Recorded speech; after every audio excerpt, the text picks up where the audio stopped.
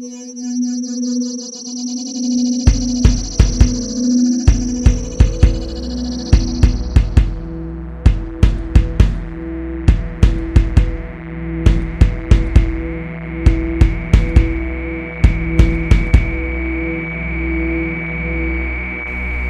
Timeshift.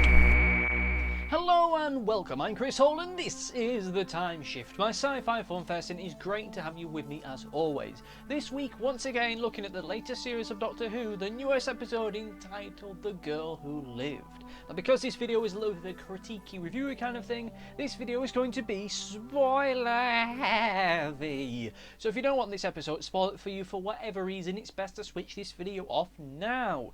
Okay, everybody ready? Everybody geared up? Let us dive headfirst into The Woman Who Lived. Ooh. Okay, so what a difference a week makes. Bloody hell. Last week's episode, for people who missed my review of it, I thought was pretty damn crap. I didn't hate it, I didn't get me angry, even though by the end of the review I was having a little bit of a rant about it. This week's episode, by contrast, was great. Brilliant, fantastic, some great little character moments, some great stories, some great pacing, very, very good. It feels apt. It feels as if we're now back onto form with Doctor Who again, after last week's slight misstep. I am still convinced that last week's and this week's episodes were never really supposed to be a two-parter. Or at least that's kind of changed a little bit. I'm convinced that last week's episode was never meant to be part of a two-parter, and that Stephen Moffat's involvement in it was just to make it so that it would fit better in a two-part structure. This week's episode, it feels very clear to me that this was written after that episode was made. That this week's episode would be the concluding part of a two-parter, even though last week's wasn't supposed to be. I know that doesn't make a lot of sense, it's hard to really contextualise this. What I'm saying is that last week's was not a two-parter episode, this week's is the conclusion to a two-parter or something like that. It's all very confusing, it has to be said, and I'm not going to dwell upon it any longer because it's hurting my head just trying to get around the whole economics of it. So to actually talk about the episode itself, the whole reason why we're here, one of the main reasons why I enjoyed it so much was the fact that it felt a hell of a lot more focused than last week's episode. There was no conflicting tones, no going off on a tangent, doing weird things in strange, often incoherent ways. This week's episode, they knew what they wanted to achieve and they achieved it. This episode was a lot more about character moments than it really was some grand adventure with the Doctor. It was a Doctor dealing with the consequences of his actions. Actions that he believed at the time were good and pure and that could have a positive impact for Ishilda and her new immortality. Of course, as the ways things are, it just left her cold and angry and some way cynical towards the world and the people within it, which is, I suppose, a natural response if you've been around for about 800 years. Something I didn't mention in last week's episode, which I just want to pick up upon, is the bad CG from last week's episode. Towards the end of the episode, when you have Ishilda there like,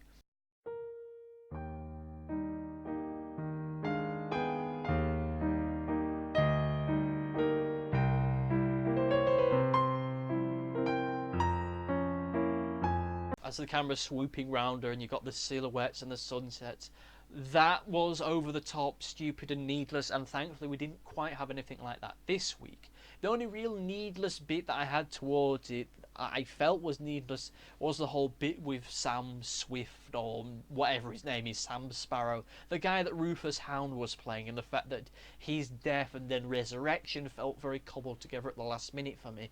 It felt as though, we need something exciting to happen in this week's episode, we need stakes, we need big epic moments, otherwise people are going to get confused, they're going to get concerned that this is an episode that is about real actual things, that actually has a point to it and isn't the Doctor making pop culture references. We need to just throw it all together, we'll be fine, and it kind of worked because once again this week's episode wasn't about a grand adventure, it wasn't about the Doctor trying to stop Lion-O from stealing the gem of Thundera, it was about the Doctor dealing with the consequences of his actions in a way which felt genuine and something that was genuinely some way emotive to me. Now there is a bit of this episode which, to be honest with you, as soon as I knew she was getting immortality last week, I saw coming like the iceberg at the Titanic. It's the whole fact of her being immortal and the consequences that has. I knew there was eventually, inevitably, going to be a moment where we would deal with her having relationships, of her having children and those children dying either because they grew old and she didn't, or her having to leave partners because they're getting older, she's staying the same age. And that all, to me, whilst those are very interesting, very legitimate forms of creating drama, there's always this feeling to me with moments like that that feels ever so slightly artificial. It's almost akin to killing a dog on the TV screen in an episode or a movie to try and make you angry at the bad guy.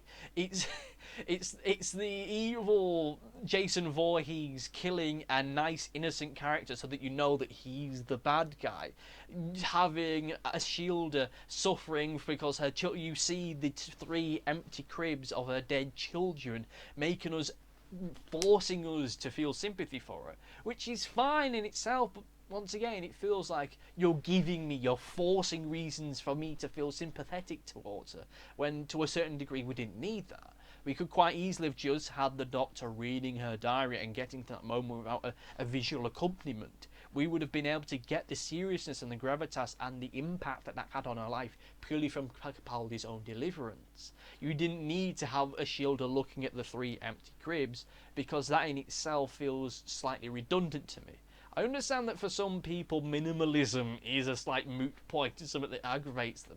For me it's the other way around. I like things to be a little more stripped back. I like the emotion of seeing to be able to play out without any additional accompaniment, be that instrumental or be that visually. So moments like that felt as if they were trying to force us too much into having emotions ourselves, when the situation itself was plain enough. The fact that the happy, bright young girl that we saw last week had become this cold, cynical woman.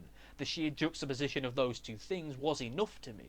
I didn't need to get forced into feeling sorry for her, or the life that she lived, or effectively the death of this character, this young woman that she once was. You know, I don't need to be pushed along that way. I can get that easy enough myself.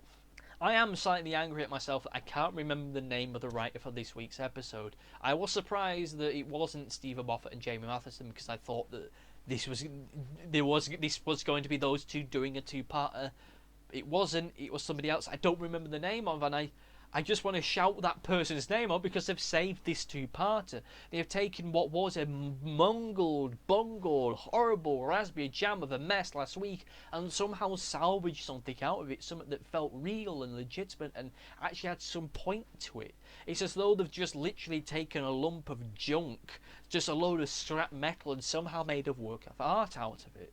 Granted, this week's episode isn't the greatest episode of Doctor Who I've ever seen, not the greatest story, it's not the best episode of this series, but the sheer effort that they've had to go through to make this into something real, something coherent, to feel as if there is a logical causality to events to it, is just fantastic, just brilliant and fantastic. And I say that I'm going to check this writer just to see if they've done other episodes of Doctor Who. If they haven't, then by all means I think they should come back and do more, because if they can take the mess that last week's episode was and make something good out of it, we need more of them. We frankly need more of them.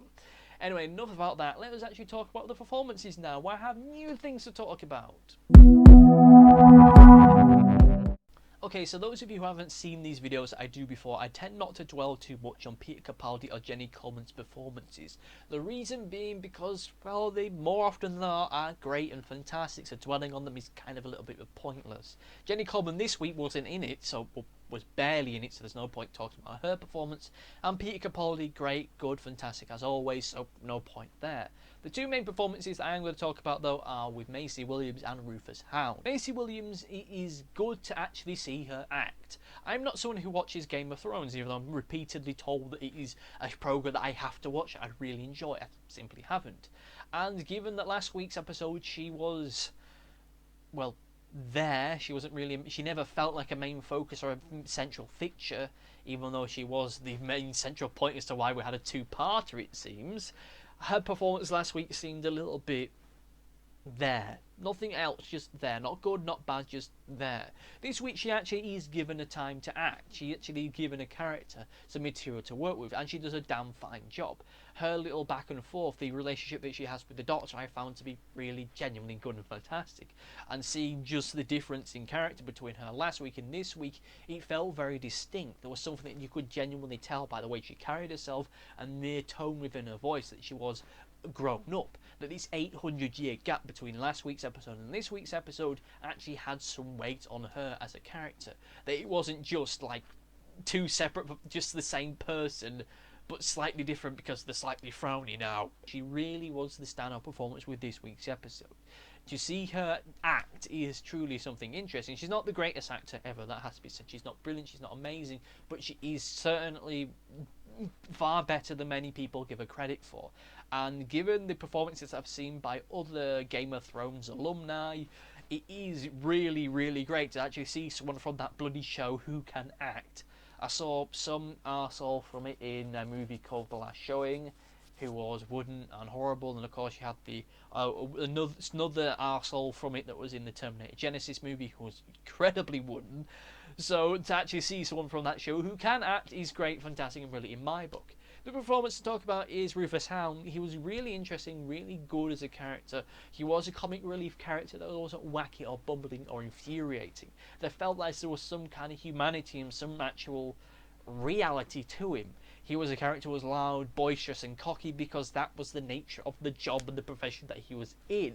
He was a laughing, joking character even to the end. Even though when he was joking about on the gallows, you could kind of see it behind the eye, if I fuck this up, I'm dead. So I really need to nail this. I need to get all the puns out. I need to really throw some at it. It was great, funny, and really interesting to see someone doing stand-up, but at the same time being the same character as the Iron in the show. When he was doing the stand-up, he wasn't doing it as Rufus Hound. He was doing it as Sam Swift.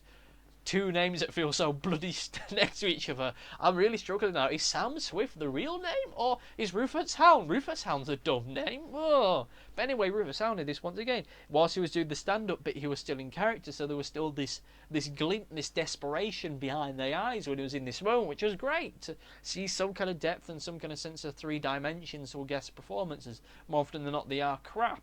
So to see this in a performance, to see him actually acting, to actually do something that felt genuine and to a certain degree sincere, it was great and brilliant and fantastic. There's no other main performances to really talk about because there wasn't anyone really else in this. It was a very pared down, very smaller scale Doctor Who, and I enjoyed it. I enjoyed it immensely, which is probably something I should have said in the overview. So let us just dive headfirst into the overview. Just before I say anything else, I'll probably regret.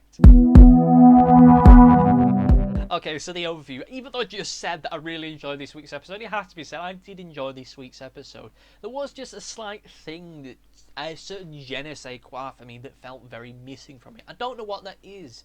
Just as kind of a little bit more spark, a little more oomph and zest to it. Even to make it a little bit more boisterous and exciting, or something to just ground it down and make it a little bit more dramatic. I'm not entirely sure what it is, but once again, much like in previous episodes, it's that absence, that need, that want for that thing that makes me want to tune in next week. Even though I hear that next week's episode, next week's two-parter, is written by the arsehole that wrote Kill the Moon. And Osgood is back, or something. Look, I'll be honest with you, when I saw the trailer to next week's episode, at the end of this week's episode of Doctor Who, it made me angry. It made me preemptively angry, and this was before I even heard that the arsehole that wrote Kill the Moon has written this one. So, just by its mere existence, it's making me angry. And, oh my god, next week's episode will be a rant, I can almost guarantee it. Unless next week's episode is truly fantastic. Unless next week's episode is Mummy on the Orient Express levels of good or better, I'm probably going to rant and rave. So if you're expecting a short episode next week, you're probably going to be disappointed. Bloody hell. But anyway, once again, this week's episode, did enjoy it. Fantastic, brilliant, amazing. Not the best episode of this series, but certainly better than what we had last week, by far and away. I am slightly trepidatious. I know that's not really the proper word. I'm slightly apprehensive towards the end, by the time we get to the end of this series, because last series I was able to do a top 5 and bottom 5 of the best and worst episodes of last series. I don't think I'm going to be able to do that this week, or rather this series, though. We'll soon see what next week has in store for us. But what about you? What did you think about this week's episode of Doctor Who? Not Didgeridoo, but Doctor Who. Did you love it? Did you hate it? Let me know in the comment section whatever web zone it is you're watching this on, and I'll read them out next week. Thank you for watching, and goodbye.